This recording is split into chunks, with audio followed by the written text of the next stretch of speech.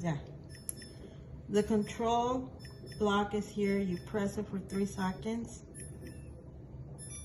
It's off. And then you go to the freezer, press for 3 seconds. And then you manage it like wherever you want to put the temperature to. So I'm gonna put it here at 3. And then on the fridge, the top one, you press it as well. And then you're able to manage how the temperature you want. I'll put it 35.